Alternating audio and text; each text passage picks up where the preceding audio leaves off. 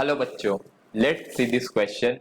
Question says, if distance between two bodies becomes 5 times more than their distance. अगर दो bodies है और उनके बीच डिस्टेंस है r, अब इन दोनों बॉडीज के बीच का डिस्टेंस 5 टाइम्स हो जाता है.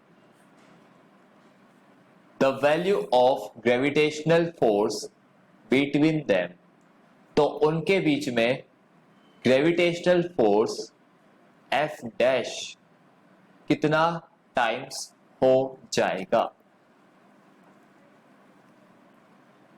कितना टाइम्स हो जाएगा F का, यह आपको बताना है. ऑप्शन से 1/25 times, 25 times, 5 times, 1/5 times. Here the key concept is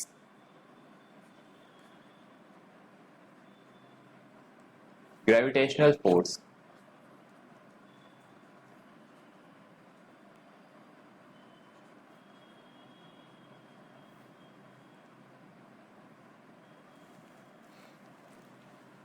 Universal law of gravitation says universal law of gravitation के according every particle attracts every other particle in universe with force. हर एक particle एक दूसरे को attract करता है with force. वो force is directly proportional to product of their masses and inversely proportional to square of distance between them.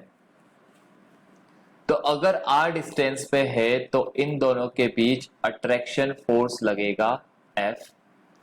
उस F को आप लिखोगे F is equal capital G m1 m2 by r square. यहां पर capital G is universal gravitational constant. Universal gravitational constant.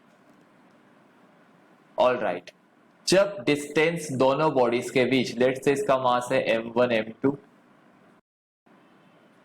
According to question उनके बीच distance हो जाता है 5 टाइम्स. तो आप f डैश क्या लिखोगे, g m1 m2, मास तो वही है बट डिस्टेंस हो गया 5 टाइम्स r, उसका होल स्क्वायर.